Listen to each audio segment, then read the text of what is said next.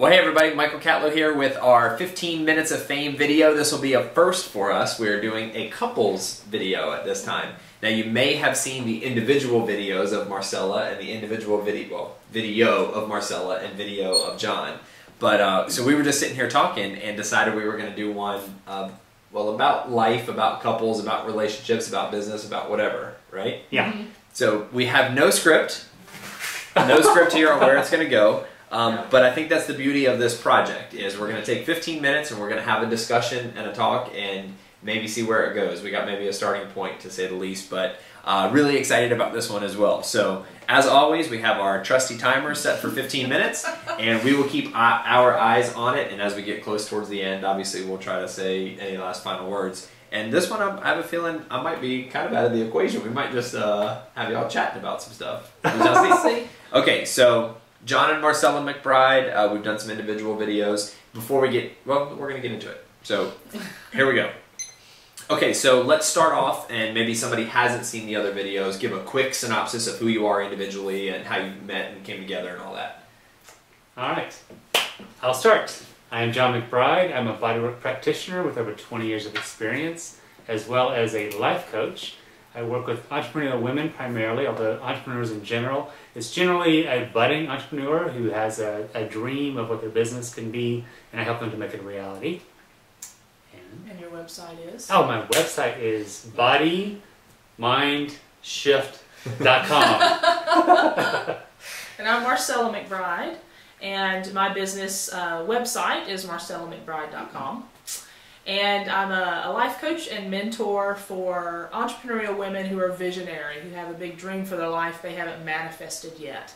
And I do workshops and group coaching programs based on my philosophy of supporting them and stepping into their divine calling.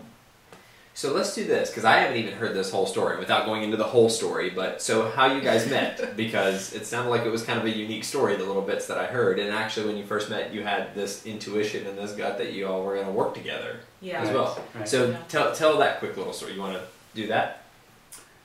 Marcela and I met about 6 years ago in Asheville. I was doing on-site massage at Green Life, a health food store, and Marcela came to me for chair massage. Loved my work, came to me for table massage, loved my work. Should I tell her? On the second session, she asked me out to dinner, like a date, and I said, well, probably client therapist, we shouldn't be doing that, but she continued getting work from me, and there was a spark there for sure, and over time I found out that she teaches salsa dance, which I love, and she started teaching me salsa dance, and that was pretty much all she wrote. That was it. That was it. Yeah. But we kind of knew, even then, and certainly as we got to know each other better, that we were meant to be together. Yeah. And that we actually had work to do together. Yeah. And that's where the work piece comes into play. And we felt like there was a higher purpose for our relationship beyond just a romantic relationship, but that we both are visionaries. We see the big picture, and we see that our business can be a part of the global transformation of moving us, humanity, forward in a positive way. And so ever since then we've been exploring what exactly that looks like and the best ways to manifest that in our business. And through some of that you have worked on, well, I don't know if this is the right term, but projects together, business together. You have a business that's kind of an umbrella with your own individual businesses, so you've worked apart, you've worked together, you've had clients that you've, I guess, shared, or they get kind of double duty, so to speak. Right.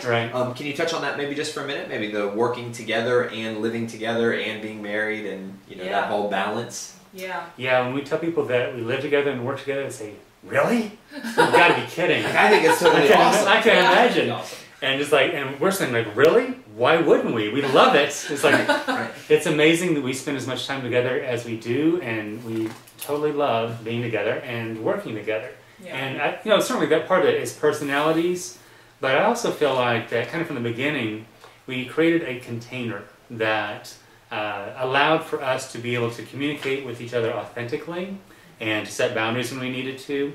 And also, we share a lot of similar values, share a lot in common, and because we have created that container where we can do whatever we need to do to clear any conflict we might have, and also just because we share so much share such similar values, it's been wonderful to explore both working together and sharing a business together, as well as having our individual businesses. And we kind of go back and forth with that model.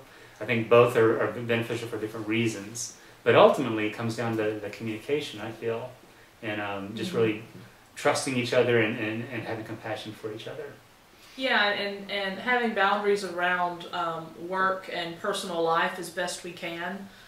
Because when you own your own business and running it from home, especially my laptop and my phone, I can go anywhere, and you have to be clear about making time for fun, making time for self-care. There's a lot of things we love to do together. We love to dance. We love being with other couples of shared interest. We love to travel. We love being with family. We love being outdoors. We love. Did I say dancing? We love to dance. Parties. Parties. And dancing. And that's really important. Being surrounded by people of shared vision, people that lift us up, that believe in what we're doing, that are also visionary entrepreneurs, that understand the craziness of what it means to be a visionary entrepreneur and all the ideas that flow through us and which ones to take action on and which ones not. And to be surrounded by people that are good with communication, like being able to tell each other, hey, I think there's something up here you might want to look at, saying the things that are impactful, that make the difference in our lives, and not being afraid to share those is all about being authentic, having authentic relationships. Can I ask you a question about Yeah. that? So like you talked about communication and shared values and all of that within yourselves as well as within the kind of community that you surround yourself with. Maybe how do you create that safe space to have, because when you spend so much time together, there's the potential for, volatility possibly and all that. Right. So how do y'all go about creating that safe space to have that conversation? Well, you talked about a container. Yes, yes, yeah. I'm trying to remember one way that I put it is that I'm not responsible for Marcela's feelings, and she's not responsible for mine. So we're each entitled to have whatever feelings, thoughts we have. But also, more important to me is I take her feelings and thoughts into account. So even though I'm not responsible for them, I want to hear what she has to say, and because I care about her, I want to take it into account in the decisions that I make. Therefore, we're not dependent on each other to try to make each other feel good by compromising who we are as individuals. But yet we also don't say, I'm just going to do whatever I want, I don't care what you think. I actually want to know how you feel, and I will take it into account. So that's one way to kind of say how we create the container. A lot of it really is just being willing to listen to each other and really fully hear our authentic truth and honor that. And like I say, not be shaped by it, but also listen to it and take the important part of it into account when you make a decision. And it's also being willing to recognize that the person that you've partnered with is, you don't just all of a sudden one day figure them out. Like you might think you do. But if you stay in curiosity and have a playful approach to the relationship, like, I think he's a fascinating person, and I think he's not only really attractive, but he's highly intelligent. He has a lot of gifts to offer me in the world, and I honor that about him. And so I've actually learned so much about communication and how to speak clearly and effectively, to share my feelings in a way that has really benefited my work and my relationship with all my family members. I've done a lot of work with all of my immediate family and have more communication with them than ever before. Just a simple nonviolent communication is one thing that you can look into that's really been beneficial. Simply saying, when you do blank, it makes me feel blank. And it's a way of distinguishing that the behavior is something that is making me feel a certain way, but then you follow that up with, you're not responsible for the way I feel, but I want to honor you by letting you know that that particular behavior makes me feel uncomfortable or unsafe, or something like that. And then it opens up a conversation. So there again is like, you're not responsible, but you take it into account. That was a huge awareness for me, to distinguish those things. Growing up in an alcoholic, codependent, bipolar home, as many of us have had similar experience of growing up with lack of communication. And I'd say another thing too is appreciation. It's a simple thing, but what you were just saying about me, that touched me. And I really appreciate you, the wild goddess in my life, and all that you bring to our relationship. And you're a very powerful woman, and I'm honored to be with you. And also, there's a lot of passion between us, and we have fights, and sometimes it gets loud. And I think that's okay. I really do. And what I no, I'm very familiar with that. And what I would say about that is that while we fight fair, which means that we do our best to honor each other, even in the midst of getting really intensely angry with each other. And part of that is that we have some agreements ahead of time that if we know we're going to have fights sometimes, and sometimes that means we're going to need some space. But even if you take space, let's agree to come back to at this this day or this time, whatever it is, so that we know we can reach closure with whatever conflict it is. And I feel like by allowing the space for that kind of intense emotion, and I'm probably building it more than it really is. Yeah, we don't have that many fights, really. Yeah. But still... Well, there's an understanding, if it is to happen. Right. That we'll come back together, and we will reach resolution, and we always do. And if you realize that the person that you've come in relationship with, and also in business, the person you pull to you in business, who you have as clients, if you realize that you're constantly learning from these people, that they've come into your life for a very specific reason, I believe, and that they're a reflection of our belief system within us.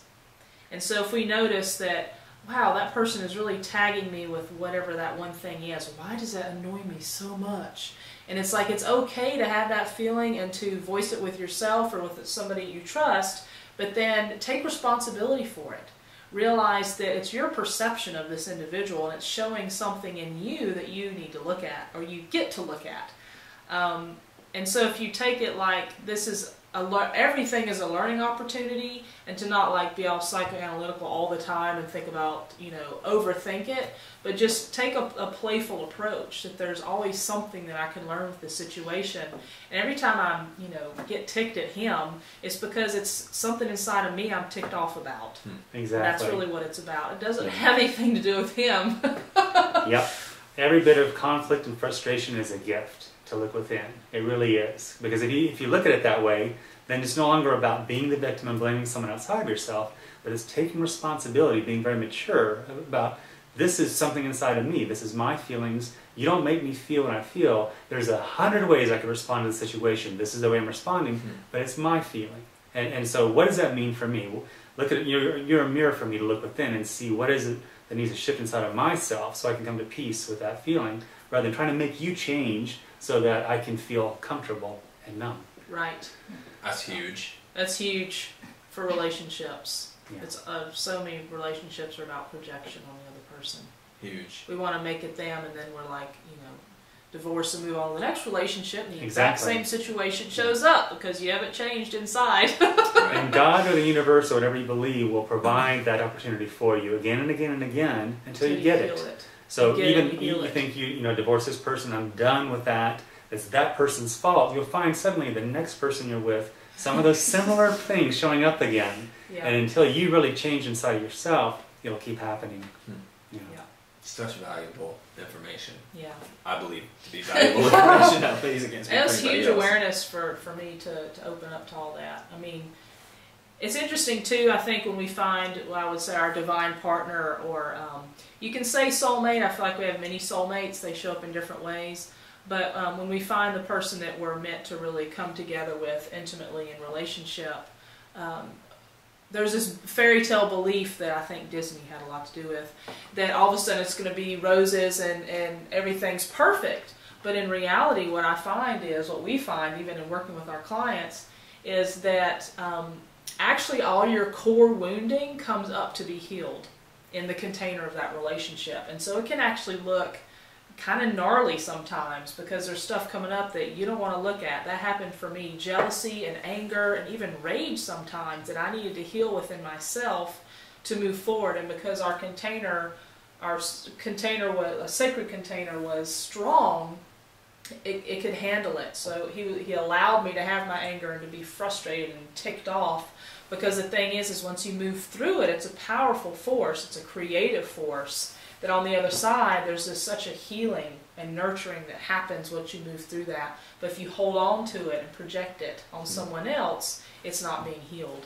So anger is actually a really powerful force. That in itself could be a whole teaching series. Yeah, no doubt. Well, we're down to 49 seconds. Unfortunately, every time it's like we could go for 30 minutes. That's right. No, it's not 15 minutes per person. It's 15 minutes. We already did that. So, any final little tidbits before we close out? I mean, obviously we could go 1,000 directions, but. Well, I think to me also just the last piece is to have a spiritual practice that you both resonate with, whatever that means for you. Something that grounds you, something that you can direct your attention to, a higher source, God, whatever you call it, that connects you together. We have a strong spiritual bond together too. We feel like we're on a divine path, that we have many divine gifts to share with the world. So when you have that strength within you, there's really no challenge you can't handle. Yeah, and I would say, get it in. While look at relationship as a spiritual practice. Yes. Awesome. Yeah. Well, guys, it was awesome. That was really, really great. Super thankful that you were able to do this. Very grateful for that. So that was very cool. We'll put is it okay if we put email or websites and all that stuff on there? So if you have any questions for John and Marcella, I'd absolutely recommend reaching out to them, especially on the couple side. Every time that I've seen you guys together, there is always like a magic. You know, I mean, it's whether we're sitting just in a meeting and you're not even talking and there's other people sharing or whatever, it's absolutely wonderful. So it's a pleasure to be able to sit here and do this with you today. Thank you. So if you have anything you'd like to share, maybe you're a couple, maybe you're an individual, simply let us know. This is 15 Minutes of Fame. We want to hear from you too. So have a great night. We'll talk to you soon. Bye. Bye-bye.